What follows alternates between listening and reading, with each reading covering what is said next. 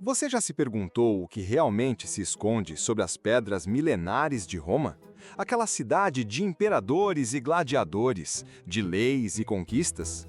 Uma civilização que nos legou tanto, mas que também guardou verdades tão profundas, tão perturbadoras, que poderiam mudar tudo o que você pensa sobre o Império Romano. E acredite, algumas delas são tão bizarras que você vai se perguntar se eles não estavam vivendo em uma comédia de erros.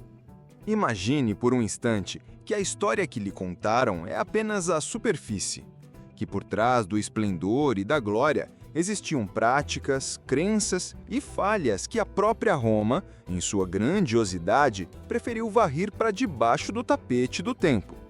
Segredos que, se revelados, nos fariam questionar a própria natureza do poder, da sanidade e da civilização. E sim, alguns deles são tão inacreditáveis que você vai pensar: bem, ainda bem que essa foi uma viagem só de ida. Prepare-se, porque hoje vamos desenterrar 5 desses segredos. 5 verdades que a história oficial preferiu esquecer, mas que sussurram nas ruínas, esperando serem ouvidas. E uma vez que você os conhecer, não haverá como voltar atrás. Sua visão de Roma e talvez da própria humanidade nunca mais será a mesma. E prometo que você vai dar umas boas risadas, ou talvez umas risadas nervosas.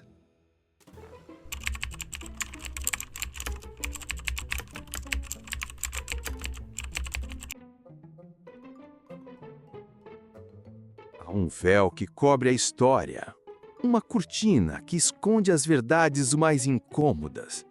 E em Roma, essa cortina é mais densa do que em qualquer outro lugar. Nós a vemos como o berço da civilização ocidental, da lei, da engenharia. Mas o que espreita nas entrelinhas? O que os sussurros dos fantasmas antigos tentam nos contar? E por que eles parecem estar rindo? Antes que a gente mergulhe de cabeça nesses segredos que vão explodir sua mente e talvez seu estômago, que tal um pequeno ritual? Deixe seu like e se inscreva no canal. É rápido, indolor e garante sua passagem para as próximas viagens sem volta.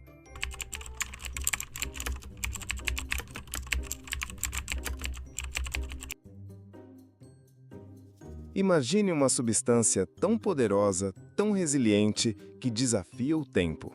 O concreto romano. Nós o vemos nas ruínas que ainda se erguem, desafiando milênios de ventos, chuvas e terremotos. O Panteão, por exemplo, com sua cúpula colossal, ainda é um mistério de engenharia. Sua estrutura, com quase 2000 anos, permanece intacta, enquanto muitas de nossas construções modernas mal resistem a um século. Parece que a garantia deles era vitalícia.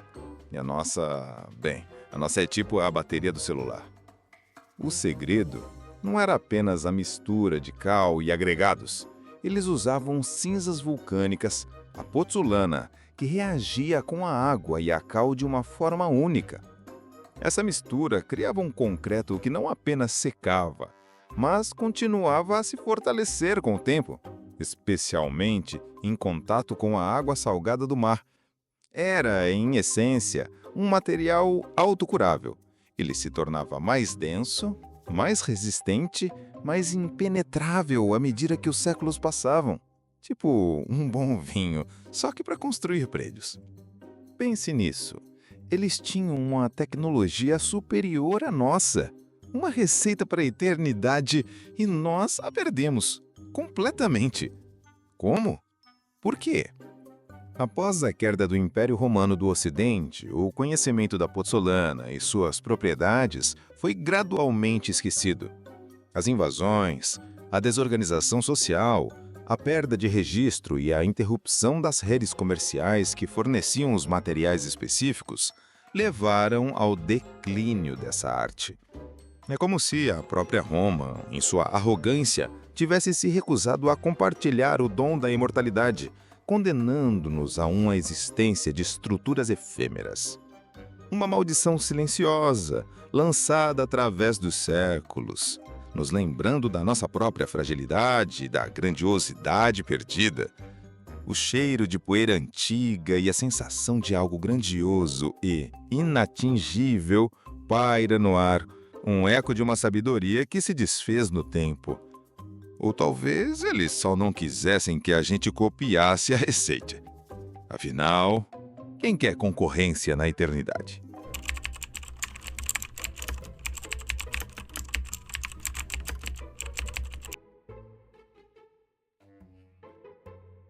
Quando pensamos em banquetes romanos, imaginamos luxo, vinho, comida farta. Mas a realidade era muito mais visceral e perturbadora. Esqueça a imagem romântica de festas elegantes.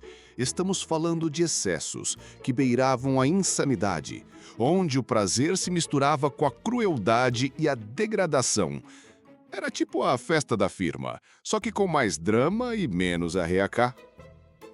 Sim, a prática de purgar-se para continuar comendo era real, embora não em vomitórios públicos, como o mito sugere. Era feita em seus próprios leitos, com penas de pavão ou dedos na garganta, em um ciclo vicioso de indulgência e purgação. O cheiro de vinho azedo, de suor, de perfumes caros e de comida em decomposição devia ser sufocante, misturado ao aroma de óleos e incensos que tentavam mascarar a decadência. Basicamente, um festival de aromas que fariam qualquer um correr para o banheiro ou para a cama. Mas o segredo mais sombrio não era o excesso, e sim a paranoia que permeava esses salões. Em um mundo onde o poder era absoluto e a traição espreitava em cada esquina, o veneno era uma ferramenta comum, quase uma arte. Imperadores e nobres viviam com medo constante de serem envenenados por rivais, herdeiros ambiciosos ou até mesmo por seus próprios familiares. Suas esposas, seus filhos, seus conselheiros, todos podiam ser ameaças. Era tipo um Game of Thrones, com mais comida e menos dragões. Seus provadores de comida eram escravos, descartáveis, cujas vidas eram sacrificadas para garantir a segurança do mestre. Os banquetes então se tornavam palcos de um jogo mortal, onde cada gole de vinho, cada pedaço de carne poderia ser o último. A desconfiança era o tempero principal, e a morte uma convidada silenciosa, muitas vezes invisível. Imagine a tensão, o olhar furtivo, a boca seca, enquanto você tenta discernir se o seu anfitrião está te oferecendo um brinde ou um adeus. É um banquete para o sentido, sim, mas também para o terror, onde a linha entre o prazer e a aniquilação era tênue e constantemente cruzada. E você achando que a sua ceia de Natal com a família era tensa.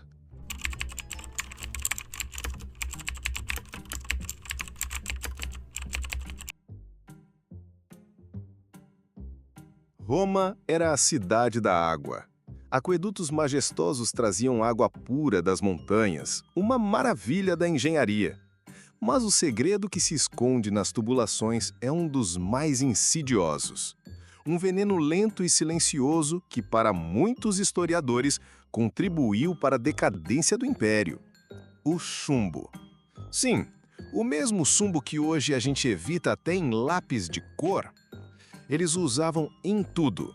Nos canos, os fistulae, que levavam a água para as casas dos ricos, nas panelas de cozinha, nos utensílios, nos cosméticos e até mesmo como adoçante para um vinho e alimentos, o sapa ou defrutum, um xarope de uva fervido em panelas de chumbo que concentrava o acetato de chumbo, um composto doce e tóxico.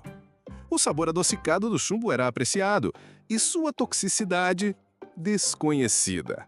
Basicamente, eles estavam adoçando a vida com a morte. Que ironia! O chumbo, como sabemos hoje, é um veneno cumulativo. Ele se acumula no corpo, atacando o sistema nervoso, causando demência, infertilidade, problemas renais, gota e uma série de doenças neurológicas e comportamentais. Pense nos imperadores, nos senadores, nas elites que tinham acesso a essa água pura e a esses vinhos doces.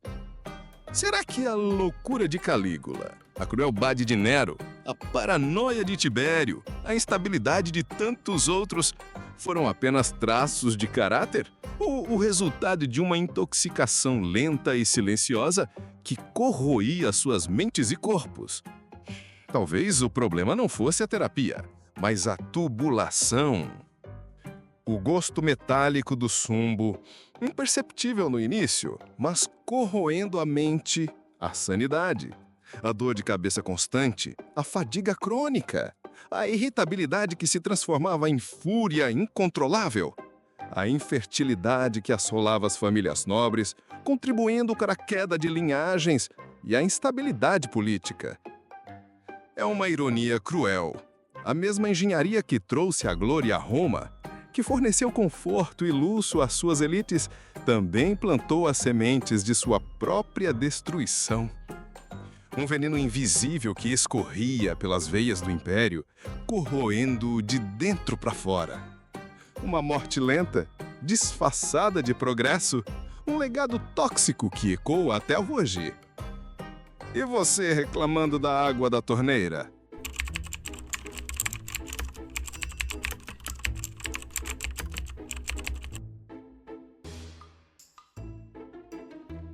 Enquanto o cristianismo dava seus primeiros passos, lutando por reconhecimento e sobrevivência, uma outra religião misteriosa florescia nas sombras de Roma, rivalizando em popularidade e influência: o mitraísmo. Era um culto de mistérios, exclusivo para homens, especialmente popular entre soldados, comerciantes e burocratas imperiais. Basicamente, o clube do bolinha mais exclusivo e secreto de Roma. Se os rituais eram realizados em templos subterrâneos, os mitraea, que recriavam cavernas escuras e místicas, longe dos olhos curiosos do público. O centro do culto era a figura de Mitra, um deus persa, que, segundo a lenda, nasceu de uma rocha e sacrificou um touro cósmico, a tauroctonia, cujo sangue e sêmen fertilizaram o mundo. Essa imagem era central em todos os mitraea. Seus seguidores passavam por 7 graus de iniciação, cada um com rituais complexos, juramentos de segredo e um simbolismo astrológico profundo. Havia banquetes sagrados, onde os iniciados compartilhavam refeições em bancos de pedra, fortalecendo os laços de camaradagem. E sim, era tudo muito secreto. Tipo, o que acontecer no Mitreion, fica no Mitreion. Pense na atração.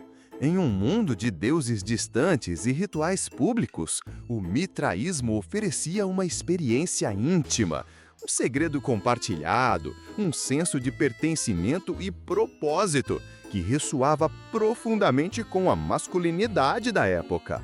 Seus templos, escavados sob as cidades, eram refúgios da luz do dia, onde os iniciados se reuniam em um mundo à parte, longe do caos e da superficialidade da vida pública. Era a rede social secreta deles. Por um tempo, o mitraísmo foi tão forte, tão disseminado, com mitraia encontrados desde a Britânia até a Síria, que muitos historiadores acreditam que ele poderia ter se tornado a religião dominante do Império Romano, não fosse a ascensão do cristianismo. Ambos os cultos tinham rituais de iniciação, refeições sagradas e promessas de salvação. Mas o cristianismo era aberto a todos, homens, mulheres, escravos, enquanto o mitraísmo era exclusivo. Imagine um mundo onde a cruz foi substituída pela imagem de Mitra sacrificando o touro. Um segredo que quase mudou o curso da fé e da história. Um sussurro de um caminho não trilhado. E a gente achando que a rivalidade entre Coca e Pepsi era grande.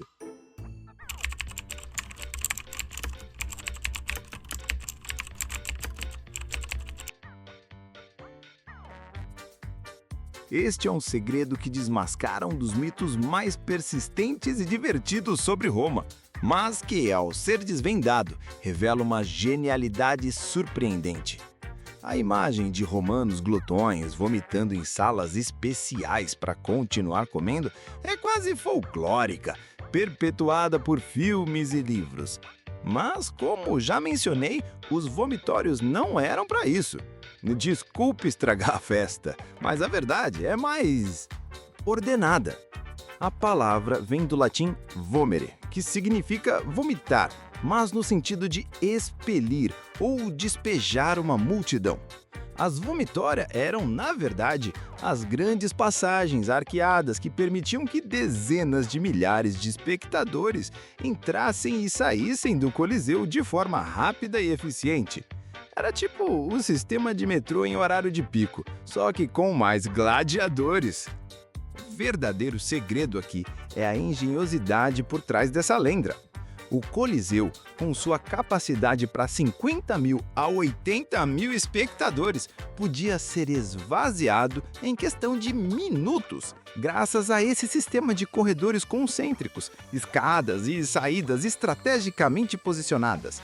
Era um feito de arquitetura e logística de multidões que rivaliza com os estádios modernos. Cada espectador tinha seu próprio bilhete numerado que indicava a porta, a escada e o assento. Era um sistema de controle de fluxo de pessoas incrivelmente avançado. Eles eram os mestres do fluxo e refluxo, só que de gente, não de estômago. O mito do vomitório para purgar-se, embora tenha um fundo de verdade na prática individual de alguns romanos ricos que sim se purificavam para continuar a comer em banquetes privados, distorce totalmente a função real dessas passagens grandiosas. É um segredo que nos mostra como a história pode ser distorcida, como um mal-entendido linguístico ou uma anedota sensacionalista pode se transformar numa lenda tão vívida e duradoura, obscurecendo a verdadeira genialidade de uma civilização inteira. E nos faz questionar quantos outros fatos que aceitamos como verdade são, na realidade, apenas sussurros distorcidos do passado, esperando que alguém os desmascare? E que outras verdades chatas são, na verdade, genialidades disfarçadas? Roma, uma cidade de glória e sombras, de engenhosidade e crueldade, de verdades e segredos. O que acabamos de desenterrar são apenas fragmentos de um passado complexo que se recusa a ser totalmente compreendido. Cada ruína, cada artefato, cada palavra antiga guarda uma camada de mistério esperando ser revelada. E às vezes uma boa risada. Você acredita que esses segredos realmente moldaram o destino de um império? Que a loucura dos imperadores, a ascensão de cultos ocultos, a perda de tecnologias avançadas foram mais do que meras coincidências? Que o veneno silencioso e os mitos distorcidos podem ter tido um impacto tão profundo quanto as grandes batalhas e os discursos no Senado? E que, no fim das contas, a história é muito mais divertida do que a gente pensava. Se essa viagem só de ida pelas sombras de Roma te tocou, se fez você questionar o que realmente sabe sobre a história, se despertou em você a sede por mais verdades ocultas e risadas inesperadas, é porque este vídeo precisava chegar até você. É porque você tem a coragem de olhar para o passado sem as lentes da idealização e com um bom senso de humor. Se inscreva no canal, mas só se tiver coragem de continuar desvendando as verdades mais profundas, perturbadoras e hilárias que o tempo tentou esconder. O passado está esperando. E ele tem muito mais a nos contar. E prometo que a próxima viagem será tão inesquecível quanto esta. Ou talvez mais bizarra.